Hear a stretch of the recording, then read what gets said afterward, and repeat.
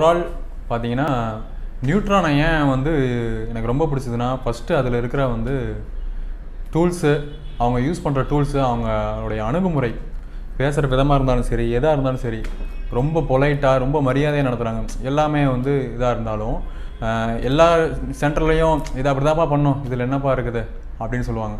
ஆனால் வந்து இவங்க வந்து எல்லாத்தையுமே வந்து ஒரு ஃப்ரெண்ட்லியாக, ஒரு ஃப்ரெண்டாக என்ன பண்ணுவோமோ அந்த ஃப்ரெண்ட்லியாக வந்து ஒரு விஷயத்த சொல்லியும் கொடுக்குறாங்க. புரியலைன்னா இன்னொரு எத்தனை தடவை கேட்டாலும் சொல்லி கொடுக்குறாங்க.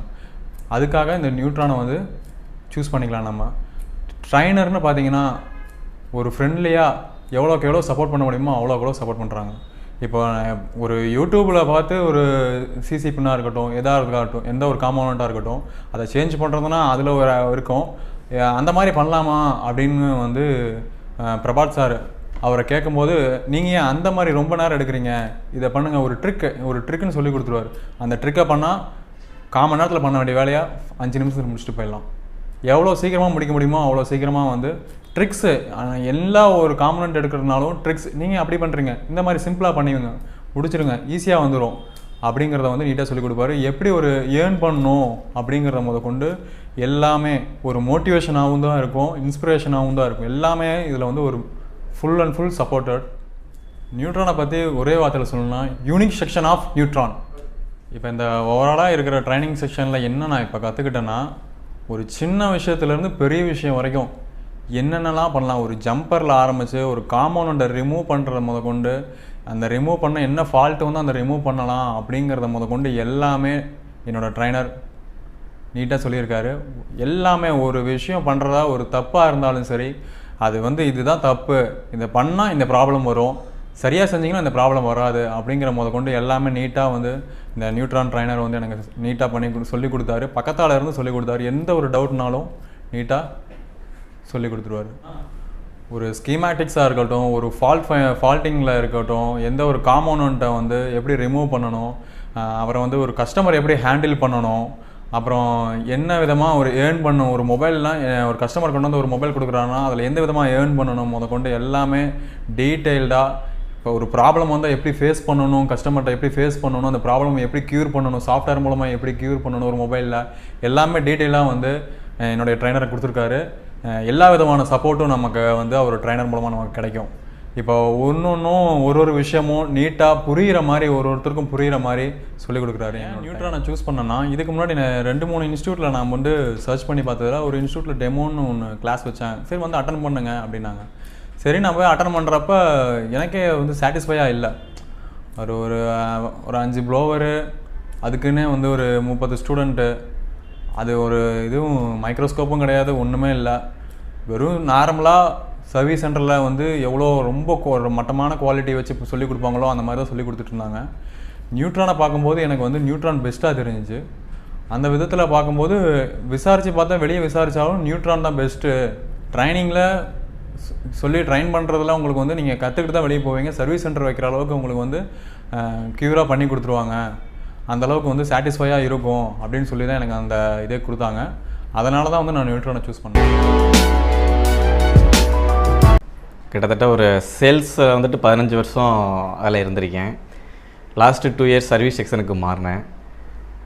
லாஸ்ட் 2 இயர்ஸ் பார்த்தீங்கன்னாக்கா சர்வீஸ் செக்ஷன் எப்படின்னுட்டா கூகுள் இமேஜஸ், 2வது அனுபவம், அடுத்த அவுட் சோர்சிங் பண்ணுற மாதிரி தான் பண்ணிகிட்டு இருந்தேன். இங்கே வந்ததுக்கப்புறம் எதுக்காக அந்த கூகுள் இமேஜஸ், என்ன ரீசனுக்காக அந்த ஜம்பர் கொடுக்குறோம் அப்படிங்கிறத தெரிஞ்சுக்கிட்டேன்.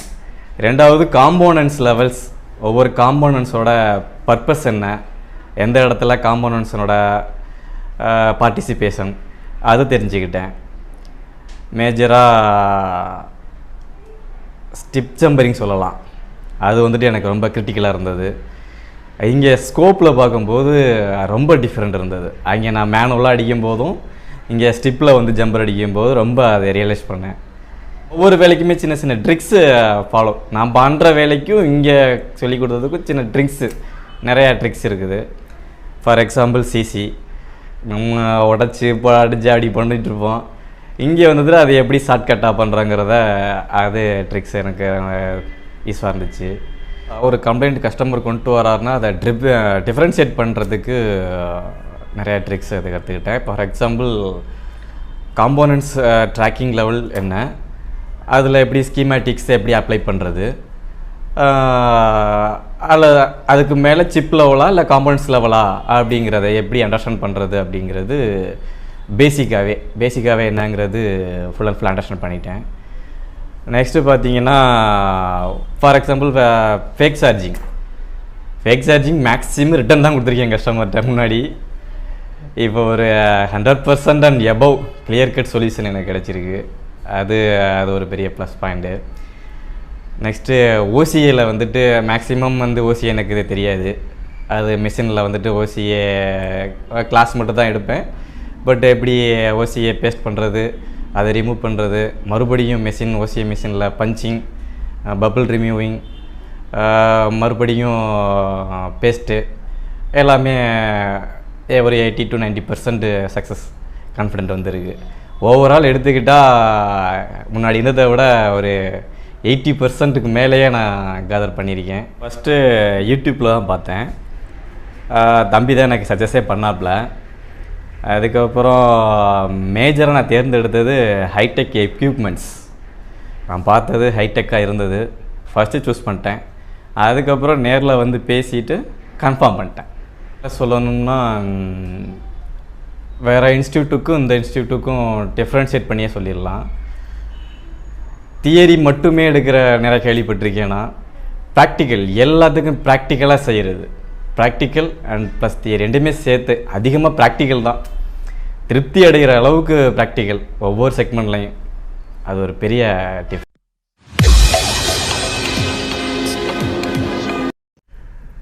ஐசி நம்ம எடுக்கிறது யூடியூப்பில் பார்த்துருப்போம், இடையில ஸ்கிப் பண்ணிடுறாங்க. அதனால் அதோட கண்டினியூ எப்படி எடுத்தாங்கன்னு கூட தெரியாது. பட் அது ஐசி எடுக்கிறதே வந்துட்டு நம்ம எடுத்தோம்னா ஒரு மாதிரியா வரும், அவங்க பார்த்தாக்க நல்லா அழகாக எடுத்துருப்பாங்க. இது எப்படா எடுத்தாங்கன்னு கூட தெரியாமல் இருந்திருக்கும். இங்கே வந்து அது இவ்வளோதானன்ற மாதிரி இது தெரிஞ்சிச்சு ஆஃப்டர் கிளாஸு.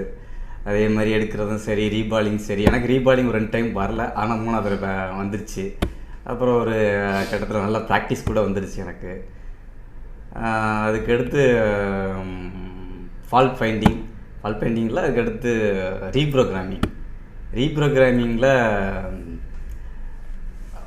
ஆக்சுவலாக எனக்கு EMC பற்றி நான் யூடியூப்பில் பார்த்ததோட சரி, ரீப்ரோக்ராம் எதுவுமே எனக்கு தெரியாது. EMC ஐசி மட்டும் தான் எடுக்க தெரியுங்கிற மாதிரி இருந்துச்சு.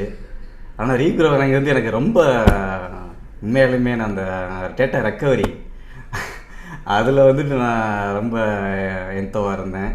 அது இங்கே ஃபுல் சாட்டிஸ்ஃபைட் ஆனிச்சு. ஏன்னா கஸ்டமர் வந்து எனக்கு அதிகமாக வந்து டேட்டா ரெக்கவரி வந்து எனக்கு கேட்பாங்க, பண்ண முடியலையே அப்படிங்கிற ஒரு ஃபீலிங் இருந்தது. அது வந்துட்டு ஃபுல் சாட்டிஸ்ஃபைடு எனக்கு. Data trainer he's a friend first. Next பிஸ்னஸ்க்கு வந்துட்டு சப்போர்ட் கொடுக்குறாரு. ஆக்சுவலாக எப்படி ட்ரெயினர் பற்றி என்ன சொல்லணும்னா, ஆஃப்டர் ட்ரைனிங் மறுபடியும் வாங்க, உங்கள் டவுட்ஸ் எல்லாம் கிளியர் பண்ணிக்கிங்க அப்படின்னு சொல்கிறார். அது வந்து கன்ஃபார்மாக இந்த ட்ரெயினில் இன்ஸ்டியூட்டில் இருக்குதுன்னு எனக்கு தெரியலை. அது வந்துட்டு எனக்கு ரொம்ப பிடிச்சிருந்தது. கன்ஃபார்மாக இதே ஒரு நார்த் இந்தியன் கேட்டு தான் நான் போட்டிருக்க மாட்டேன். ஃபஸ்ட் ரீசன் கேட்டாங்க. கண்டிப்பாக நான் வந்து சர்ச் பண்ணிகிட்டு இருக்கையில் எனக்கு கால் பண்ணி பேசுகிறோம். கண்டிப்பாக கேட்டாங்க. பல தடவைக்கு நம்ம யோசிச்சுட்டு கண்டிப்பாக எப்படி இவ்வளோ தூரத்துக்கு நம்பி போடுறது அப்படின்லாம் என் தாட்டி இருந்தது. ஃபஸ்ட்டு வந்துட்டு பேசிட்டேன். அவர்கிட்ட பேசி ஒரு கான்ஃபிடென்ட் வந்தது. 2வது பக்கத்தில் இருக்கிறாரு. என்னதான் இருந்தாலும் தமிழ்நாடு, ஓகே நம்பி போட்டேன். நான் சூஸ் பண்ணதுன்னு கேட்டால், நான் ஆக்சுவலாக பிஃபோர் தீபாவளி வந்து நான் நிறையா பிளான் பண்ணியிருந்தேன். கேரளாவில் சென்ட்ரு கூட சூஸ் பண்ணியிருந்தேன். நெக்ஸ்ட்டு டெல்லி கூட சூஸ் பண்ணியிருந்தேன். 2வது எனக்கு லாங்குவேஜ் செட் ஆகுமா அப்படி இப்படின்னு கூட யோசிச்சுக்கிட்டே இருந்தேன். ஆனால் தம்பி எனக்கு ரெஃபர் பண்ணார். பார்த்த உடனே எனக்கு ஃபஸ்ட்டு பிடிச்சது. பேசிக் வந்துட்டேன். என்ன தான் நம்ம பண்ணிக்கிட்டு இருந்தாலும் அதை எதுக்காக பண்ணங்கிறத நான் பேசிக்கில் கற்றுக்கிட்டேன். அது கம்பல்சரி நான் கற்றுக்கிட்டேன். கூகுளில் பார்த்து ட்ரை பண்ணிகிட்டு இருந்துடும். அது என்ன பேசிக் ஸ்கீமாட்டிக்ஸ் அதை ரொம்ப லேர்ன் பண்ணேன்.